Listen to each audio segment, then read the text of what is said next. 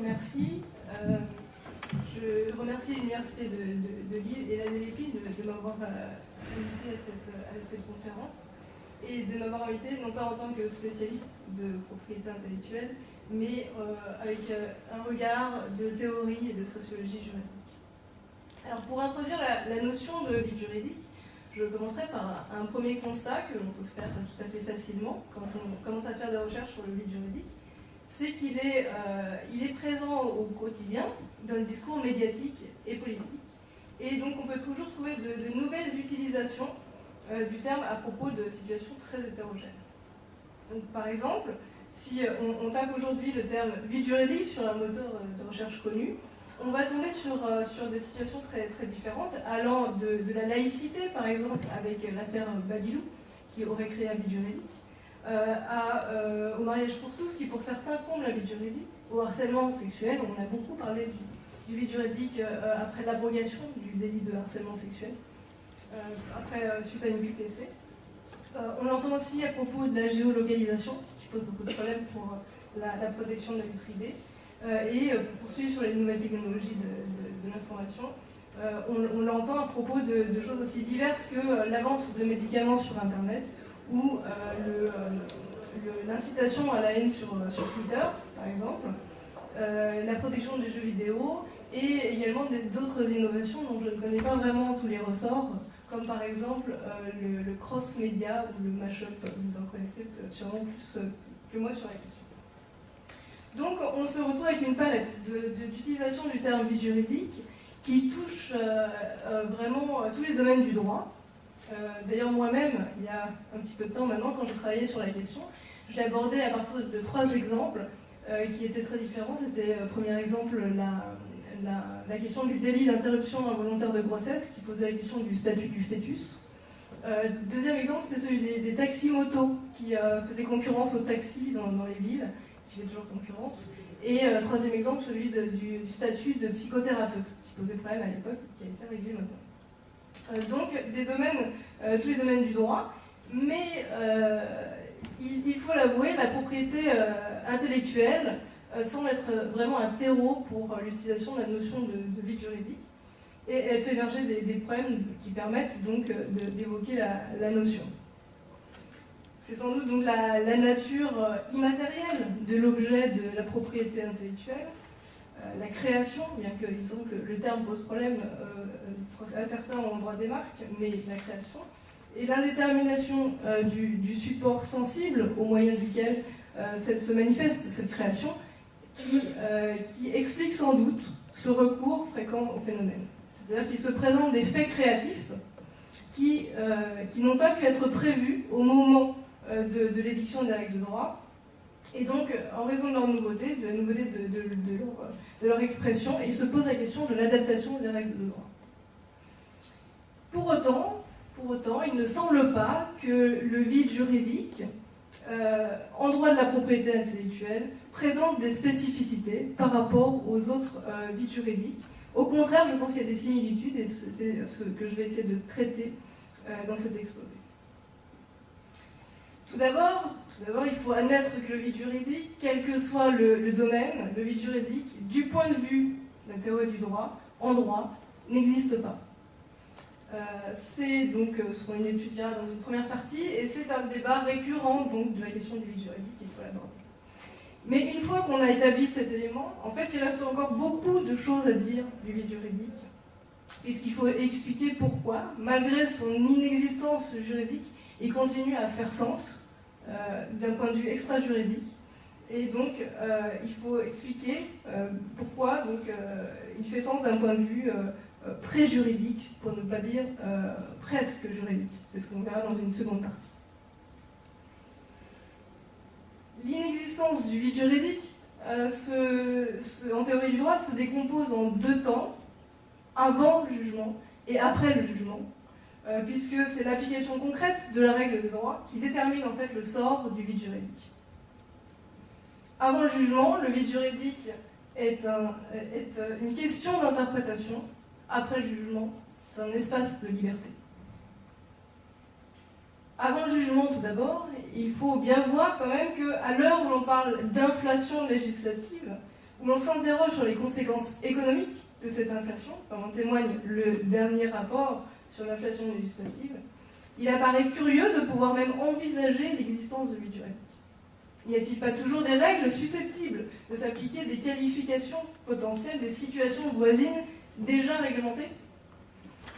La spécialisation du droit a entraîné le développement de législations plus adaptées et la propriété intellectuelle en tant que législation spéciale fournit assurément de nombreux statuts protecteurs. Donc il suffit véritablement d'ouvrir le code de propriété intellectuelle pour s'en convaincre. Entre la propriété littéraire et artistique et la propriété industrielle, le créateur devrait pouvoir trouver quand même un statut protecteur. Et en dehors du code de la propriété intellectuelle, il y a bien entendu toutes les conventions internationales et le droit européen qui se saisissent de la question. Et si encore on ne trouvait rien dans le droit spécial, il y aurait le droit commun. Et on se tourne régulièrement vers le droit de la responsabilité par le biais de l'action en concurrence déloyale. Mais certains ont même pensé à se saisir de l'enrichissement sans cause, qui a parfois emporté la conviction des juges, ou d'autres ont évoqué aussi la piste du mécanisme de la possession pour l'appliquer à la propriété intellectuelle. Compte tenu de cette densité législative, avant de pouvoir parler du vide juridique, il y a plutôt une question à soumettre au juge sur une situation nouvelle. Telle activité peut-elle recevoir telle qualification? Donc c'est un travail juridique classique de systématisation, d'application, de qualification, de conceptualisation qui est mis en œuvre à ce stade. Donc on va travailler par exemple la question de la signification des notions d'originalité ou de nouveauté pour prendre les notions les plus courantes. Donc on est là au cœur du raisonnement juridique, une question d'interprétation. Après, on peut se demander donc si on doit raisonner par analogie, à contrario, s'attacher à la genèse de la norme ou à son but initial, ou au contraire, restituer la signification, une signification au regard de l'évolution technologique, de l'évolution de la société, voire faire appel éventuellement aux libertés fondamentales, à la balance des intérêts. On comprend ici à quel point le vide juridique dépend des méthodes d'interprétation. On pourrait faire un parallèle avec le développement de l'industrie et du machinisme à la charnière des 19 et 20e siècles, qui poussait la doctrine et les juges de l'époque à envisager l'extension des concepts de responsabilité. On pourrait faire entrer la responsabilité du fait des choses et l'abus de droit, par exemple, sans changer évidemment un seul terme du Code civil, ou pousser à une nouvelle législation comme celle du travail. Après la révolution industrielle, la révolution technologique et technique, nous pose aujourd'hui des problèmes similaires en termes d'adaptation du droit. Ce qui fait que la question de l'interprétation est très actuelle. Il est d'ailleurs particulièrement révélateur en ces temps de simplification du droit, de voir émerger de nouvelles méthodes d'interprétation, comme celle qui a été proposée très récemment dans la circulaire du Premier ministre datée du 2 avril, qui demande aux ministres et aux préfets que leurs services utilisent toutes les marges de manœuvre autorisées par les textes et délivrent une interprétation facilitatrice pour simplifier et accélérer la mise en œuvre des projets publics ou privés. Interprétation facilitatrice, le terme évidemment est sujet à interprétation. Avant le jugement, donc, il est question de savoir jusqu'où le juge peut aller quand il se trouve face à un cas nouveau. Et cette question dépend de la façon dont il perçoit ses propres pouvoirs, de la façon dont il dépense ses rapports, perçoit ses rapports avec le législateur, de sa vision de la séparation des pouvoirs également, mais aussi de l'état de la doctrine juridique. Et j'en passe, le sujet n'est pas nouveau. Il est très courant de citer le discours de Portalis sur la fonction d'adaptation du droit par le juge. Je vous épargnerai une énième citation là-dessus. Mais il est plus intéressant de souligner que la propriété intellectuelle recèle peut-être la question la plus délicate et la plus passionnante qui existe actuellement en matière d'interprétation, avec celle de la portée du triple test en matière de droit d'auteur. S'agit-il d'une sorte de condition de validité permettant de neutraliser les exceptions au droit d'auteur, ou s'agit-il d'un principe d'interprétation renouvelant celui de l'interprétation stricte des exceptions? Le triple test s'annonce tout à fait prometteur sur la question. D'ailleurs, la thèse de Benoît Galopin sur les exceptions à usage public est sur ce point tout à fait éclairante. De tout cela, il est question, quand on évoque le vide juridique, Et il n'en reste pas moins qu'avant le jugement, il n'existe pas encore, et qu'après le jugement, il n'existe plus. Et c'est là-dessus que je poursuivrai. De la combinaison des articles 4 et 5 du Code civil qui prohibitent respectivement le droit le déni de justice, et les arrêts de règlement, naît la complétude du système juridique. Le vide juridique n'existe pas dès lors qu'il est toujours possible au juge de déterminer pour n'importe quel fait qui lui serait soumis si ce dernier est interdit, imposé ou permis. Ne pas accorder une protection à l'auteur d'une création, c'est en fait autoriser les actes de reproduction à son égard, c'est laisser la liberté à chacun de se l'approprier. Le vide juridique succombe donc à ce principe selon lequel tout ce qui n'est pas interdit est permis. On parle aussi de normes générales négatives qui excluent toute lacune du droit, lacune du système juridique. Mais au-delà de la lacune du droit, certains ont admis l'existence de lacunes, non pas du droit, mais de la loi, qui serait vue soit comme un manque d'une disposition particulière, on parle alors de lacune technique, soit comme une opportunité d'une disposition particulière, on parlerait alors de lacune idéologique. Dans le premier cas, le législateur aurait dû prévoir, mais a oublié de légiférer. Il s'agit donc d'une lacune technique, celle qui saute aux yeux comme une nécessité logique, celle qui s'explique par l'omission. Donc c'est le cas par exemple de l'interdit qui serait dépourvu de sanction, ou le cas d'une compétence sans modalité d'exercice. On cite souvent l'exemple de la prévision de l'élection d'un président de la République sans prévoir le scrutin. Si on met de côté cette lacune technique qui en fait crée un blocage suffisant pour qu'il soit remédié assez rapidement, on trouve la deuxième lacune, c'est la lacune idéologique, qui elle résulte d'une critique de la règle qui apparaît insatisfaisante ou injuste. Alors elle tend non pas à dénoncer, elle tend moins à dénoncer un vide que le caractère injuste ou inopportun de la liberté, et c'est ce qui a fait dire à de nombreux auteurs, dont Kelsen, qui a notamment travaillé la question, que l'idée même d'une lacune est en fait une pure fiction. Elle correspond à un jugement qui fait intervenir des éléments extra-juridiques. Donc, on pourrait se poser la question des interactions entre raisonnement juridique et raisonnement non juridique, mais c'est quand même un autre débat. Donc on envisagera plutôt la question des rapports entre le vide juridique et le non-droit, ou l'insinuation du vide juridique au non-droit. Le non-droit signifie en langage courant, tout le monde a une notion, c'est en langage courant une zone où règne la violence, où règne une certaine anarchie. On parle de zone de non-droit. Mais le doyen Carbonnier l'a définit en fait tout à fait autrement, comme une zone de moindre intensité normative. Du droit contraignant, certes, il n'y en a pas dans le non-droit, mais il existe tout de même d'autres contraintes, d'autres normes de régulation qui pèsent sur l'activité. Contraintes morales, contraintes économiques, contraintes techniques, contraintes éthiques, etc. Le non-droit est pour Jean Carbonnier en fait l'objet d'une sociologie juridique qui n'est pas tournée vers la norme étatique. Derrière le vide juridique, qu'on présente comme un espace de liberté, il n'y a pas finalement que la liberté, et c'est peut-être finalement ça qui pose problème. Les modes de régulation qui se mettent en place, en pratique, peuvent paraître illégitimes, trop ou trop peu contraignants. Reste alors à se tourner vers l'État pour demander une modification de la règle ou la création d'une règle nouvelle. Et c'est dans ce contexte qu'émerge l'argument du vide juridique. Le vide juridique n'existe donc pas d'un point de vue juridique, mais il existe d'un point de vue sociologique, d'un point de vue concret comme argument. Et il est possible de décrire d'une part les conditions d'émergence de ce type d'argumentation, et d'autre part son efficacité. Pour rester sur des questions un peu générales, introductives, le vide juridique se manifeste par un sentiment et un constat d'inadéquation.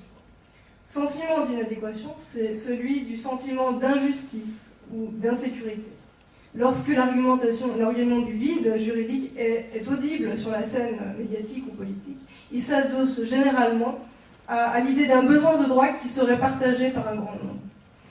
L'émergence d'affaires à forte audience médiatique entraîne généralement l'usage du terme vide juridique. Dans un tout autre domaine que la propriété intellectuelle, l'affaire Cahuzac a entraîné le dépôt d'une proposition de loi organique visant à élargir la saisine de la Cour de justice de la République aux parlementaires en cas de retour d'un membre du gouvernement qui aurait menti à la représentation nationale. Et il était bien indiqué dans l'exposé des motifs que la proposition cherche à combler un vide juridique dont l'actualité nous a révélé l'existence et l'importance. Mais en dehors des scandales politico-financiers, toutes les affaires judiciaires d'importance peuvent, même si elles mettent temporairement fin à une discussion juridique, peuvent faire paradoxalement naître un débat sur l'existence d'un vide juridique. La question des biotechnologies avec les OGM est par exemple un terrain favorable à ce type de débat. Mais, il faut bien le reconnaître, le scandale, l'affaire n'est pas le seul facteur d'émergence du vide juridique. Le sentiment d'insécurité peut être, et est souvent, le fruit d'une difficulté à pouvoir anticiper. La solution juridique est donc à évaluer le risque d'une activité. Comme le suggérait à nouveau le doyen Carbonnier dans Flexible droit, le droit tient une place importante dans l'angoisse contemporaine, parce qu'il permet d'anticiper l'avenir, il permet donc par là même de développer des pratiques. C'est comme ça qu'on doit comprendre l'accroissement de la demande de droit et l'accroissement de la demande de spécialisation de droit. Alors, est-ce qu'il s'agit d'une angoisse propre aux pays de tradition civiliste, toujours à la recherche de la norme générale mais adéquate, invoquant le vide dès qu'il revient au juge de trancher la question? On laissera aux comparatistes le soin d'explorer cette question. Au-delà du sentiment d'inadéquation, le vide juridique repose sur un constat d'inadéquation qui renvoie ici aux questions d'effectivité et d'efficacité. L'effectivité de la loi concerne le rapport entre la réalisation des conditions d'application et la mise en œuvre des conséquences prévues par la loi.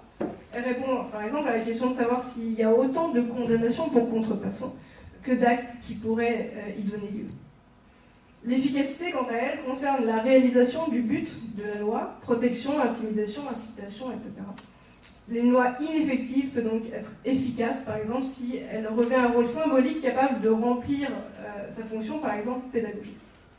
Cette évaluation est évidemment très difficile en pratique, et on voit le cas actuellement avec l'évaluation de la riposte graduée en matière de téléchargement illicite. Derrière le vide juridique, c'est donc moins le manque de règles qui est l'inefficacité ou l'ineffectivité de la protection classique qui est dénoncée. Face à ces limites que le droit a du mal à surmonter, c'est actuellement vers le non-droit que l'on se tourne, c'est-à-dire vers l'encouragement de l'autorégulation des pratiques. Guide de bonne conduite, médiation, etc. Désormais donc, sont considérés comme des techniques qui peuvent compléter et en fait donc, enrichir l'arsenal juridique. On témoigne par exemple les quelques suggestions du rapport Lescure pour répondre aux difficultés de mise en œuvre des politiques actuelles et à venir en matière de protection des droits d'auteur. Et puisqu'on se tourne vers les pratiques, il faut désormais souligner le fait que l'argument du vide juridique peut également émerger comme une cause interne à un secteur d'activité et être assez peu médiatisé dans ce cas-là. C'est par exemple le cas quand un nouvel acteur arrive sur le marché avec de nouvelles pratiques et tombe sous la menace d'une interdiction, notamment s'il ne bénéficie pas de la même protection que d'autres, ou lorsqu'on ne reconnaît pas encore la légitimité de son activité. Le vide juridique devient alors un argument utilisé par le nouveau concurrent pour faire reconnaître sa spécificité, assurer son développement pour légaliser sa pratique. Moi, j'ai rencontré pour ma part quand j'ai travaillé sur les taxis-motos, mais on peut observer, je pense, ce phénomène à propos de nouvelles activités, comme par exemple la commercialisation des cigarettes électroniques. On retrouve également l'argument, et peut-être ce fait-là nous intéresse un peu davantage, chez les professionnels déjà en activité, parfois en situation même privilégiée sur un marché, pour exclure d'autres concurrents ou pour valoriser leur propre activité. Donc la question de la réglementation et du vide juridique, là, vient déstabiliser la profession en forçant à repenser les lignes de partage entre professionnels ou entre professionnels et amateurs, voire entre professionnels et charlatans. La dénonciation du vide juridique dévoile alors les tensions internes à la profession et bouleverse les usages professionnels, les traditions, les pratiques informelles, la pratique du secret, les ententes financières, la tolérance à l'égard de certaines pratiques, etc. Elle met fin en fait à un certain consensus. C'est peut-être le cas des créations sensorielles, je ne sais pas. En tout cas, on retrouve pour d'autres types de créations qui mettent toujours en jeu des conflits de pouvoir. Pour terminer ce propos introductif, qui, je l'espère, n'aura pas été trop long, je dirais quelques mots sur l'efficacité de l'argument du vide juridique et l'intérêt qu'il peut y avoir à en user. Alors, dans les médias, l'utilisation du terme vide juridique, qui nous agace beaucoup, nous, juristes, trouve son sens dans la façon dont est structuré l'espace médiatique et la place particulière qui est donnée à l'émotion. Mais il faut dire quand même qu'elle produit un effet qui est intéressant en termes de lobbying, puisqu'il permet de poser le débat sur un plan juridique, et d'intéresser directement en fait, les pouvoirs publics, qui sont seuls compétents pour combler le vide juridique. Et donc il incite le législateur à se saisir du problème et à s'en saisir en des termes directement juridiques, ce qui en fait traduit aussi bien le rôle de l'État dans la régulation des pratiques sociales. Finalement, les juristes occupent l'espace et tout en expliquant qu'il n'existe pas de vide juridique, se retrouvent sur le devant de la scène pour expliquer le droit existant et pour envisager d'éventuelles évolutions. L'argument du vide juridique en fait, donc, sert parfois à appuyer et à justifier l'appel au législateur. Et d'ailleurs, il est assez significatif de voir qu'une fois que le législateur s'en est saisi, on ne retrouve pas dans les débats parlementaires cette question du vide juridique. D'ailleurs, les dernières lois sur Internet ou sur la question des droits d'auteur ne disent rien du vide juridique. On ne retrouve pas ce terme dans les débats. Il arrive évidemment que le vide juridique perdure au Parlement, mais je pense que c'est plutôt dans le cas d'un vide qui est relié à un scandale. Et en fait, le vide sert alors d'argument d'autorité, c'est-à-dire il sert à éluder la question de l'opportunité de la loi, et il n'est d'ailleurs pas forcément suivi. Enfin, sur un plan plus académique, je pense que le vide juridique se présente comme un défi, en quelque sorte, pour la science du droit, qui, me semble-t-il, ne gagne rien à nier la réalité sociologique du vide juridique. Et d'ailleurs, il faut ici saluer l'initiative de la DLEPI qui nous entraîne dans cette direction. Et il s'avère que le droit se structure en partie par sa conception, sa perception du vide. La question de l'existence du vide juridique pousse donc à interroger les qualifications existantes, à leur adéquation, à proposer leur extension, mais surtout à repérer les besoins de droit et à relayer à l'université les difficultés qui naissent de nouvelles pratiques. Je dis bien à l'université parce qu'il n'y a pas vraiment de problème pour les praticiens qui sont liés aux besoins naturellement. Donc il interroge également la construction de nouveaux concepts, de nouvelles exceptions, de nouvelles protections pour éventuellement écarter ces propositions, mais l'intérêt est de susciter le débat. La discussion du vide juridique est donc incontestablement un facteur de développement de la science juridique. Donc j'imagine que la question des logiciels permettra de satisfaire pleinement notre appétit doctrinal. Je vous remercie.